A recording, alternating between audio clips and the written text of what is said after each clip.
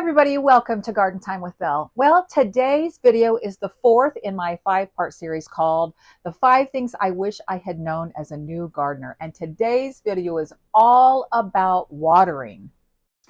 One of the most common questions I get, hands down, is how much should I be watering my plants? You know, if you've ever stood in your garden with your hose and you're wondering to yourself, am I doing too much? Am I giving them not enough?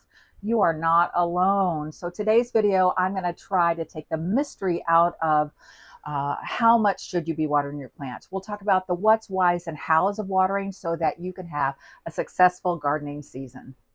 Before we jump in, I'd love to invite you all to like and subscribe to my channel. Doing that really helps support my work, and it helps me to continue to provide free gardening content to viewers just like you.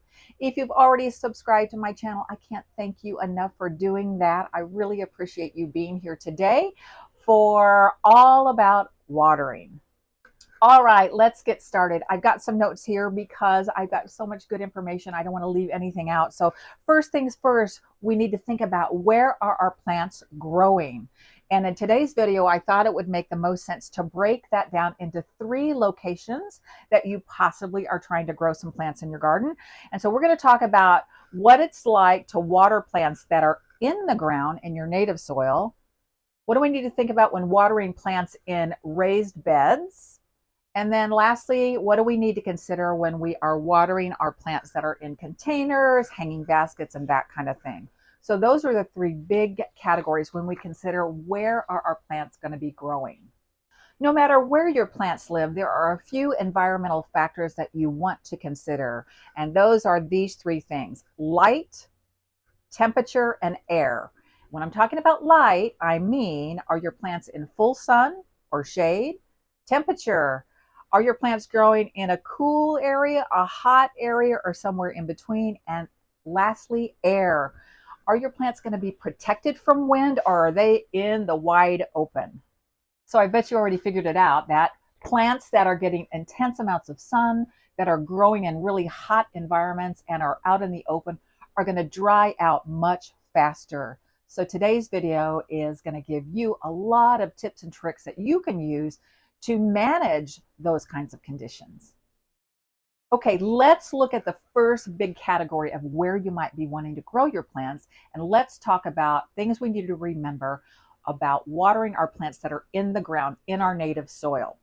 So let's think about the first thing. Number 1, you want to know the type of native soil you have.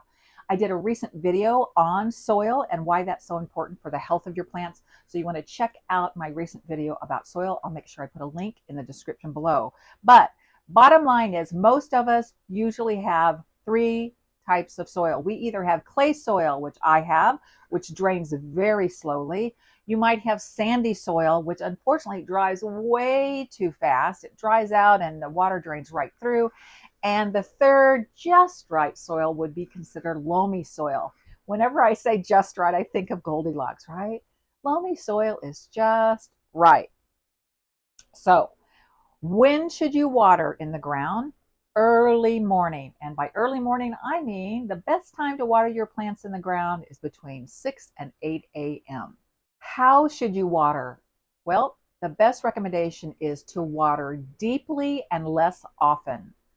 When you do that, your soil has a chance to absorb that water and get it to your plants. When you just sprinkle the ground with water or your hose or whatever, and you're not watering your plants enough that are in your native soil, oftentimes that's going to lead to your plants growing really shallow roots. Their roots aren't going to dig deep for that deep water. They're going to just reach out where the water is. And if it's on just the top few inches of soil, you can have really shallow rooted plants, which isn't healthy for the plant. Shallow rooted plants lead to and are much more susceptible to drought and drying out. So how much water do plants need? Well, Most flowers, vegetables, perennials, and shrubs need about 2 inches of water a week. And if you're wondering how in the world am I going to measure how much 2 inches of water is, I'm going to make sure I leave a link in the description below to Joe Lample's video. He did an amazing tutorial on how you as a home gardener can know when you're holding that hose over your flowers or your vegetables, if you're hand watering, how do you know how long to do that for? How long is going to add up to 2 inches? And he's got a wonderful tutorial on that. So you want to definitely check that out. My strongest recommendation is drip irrigation. Hands down, installing drip irrigation here in our gardens has been one of the very best gardening decisions I ever made. And so really, when you think about drip irrigation, I want you to know that it's very DIY friendly. Anybody can do it. There are loads of tutorials on YouTube on how to install drip. I think I probably have a video in my playlist somewhere about how we installed our drip irrigation. It's not as expensive as you think. Initially, there's a little bit of cost, but it's really not terribly expensive. And it's so efficient. Yeah, it's going to take you some time to set it up. You're going to have to think about how much you need in terms of materials. You're going to have to set it up. But once you've got it in place, you and your plants are going to be so much happier. What you're not going to have to do if you use a timer is you're not going to have to get up and turn it on at 6 a.m. It's going to do that for you. You're not going to have to be worried if you take a little short vacation or a weekend away. You won't be worried about your plants drying out. So I cannot emphasize how wonderful and valuable drip irrigation is for you as the gardener and for your beautiful plants. So I bet you're sitting there wondering, okay, Belle, how long should I run that drip? How much water are they going to be getting? How long do I need to run it to make sure they're getting that 2 inches of water a week? Well, the simplest way that you can test that is run your drip irrigation for however long you have it set for. All right. Turn it off. And once it goes off, then check your clock and go back to that section of your garden that you just watered an hour or two after it's turned off. Then dig down deep in the soil. And I want you to go about 6 inches deep. And if you can dig down, I don't know, 6 inches is about yay deep, maybe. If it's still moist but not soggy that deep, then you know it is covering that area of the soil nicely and it has done its job to water deeply into the ground. If I haven't convinced you by now that drip irrigation is worth your time and money, let me give you a few more reasons why I think it is so amazing. Drip irrigation doesn't waste water. It's very efficient. It waters at the soil level, which is so important to keep your plants healthy. When you water down at the soil level, it's not going to splash that dirt or soil back up onto the foliage of your plants. Because when that happens, if you're doing overhead watering with a sprinkler or you're using your hose and washing down your plants, the water is going to hit the soil and oftentimes it's going to throw back up, splash onto your foliage. And sometimes your garden soil is going to have pathogens in it. It's going to have fungi in it that can damage your plants. So watering at the soil level is really great for your plants. And again, like I mentioned before, watering less often but deeply will help your roots reach out deeply into the soil and grab that water deep. And that's going to produce a sturdier, healthier plant. And the last thing I want to remind you about drip irrigation is just remember, it is not foolproof. You have to monitor your drip irrigation. You have to make sure that a tube hasn't blown off. I had that happen last year in one of my raised beds, and I rotted out that particular bed that was filled with potatoes. So you want to make sure the connections are strong. You also want to make sure that your drip tubing doesn't get clogged up. If you have really hard water, sometimes that can clog up the little openings. And I think I have a video for you where I show the drip tubing I like to use. It's a 1/4-inch brown tubing and it has emitter holes every 6 inches. And each one of those tiny little holes, for me, our water, it doesn't tend to clog them up.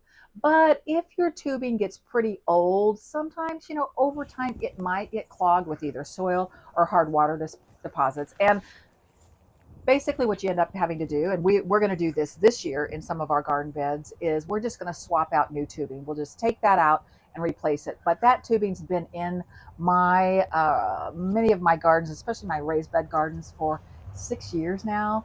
So I've gotten a lot of use out of that tubing. So anyways, it's not foolproof.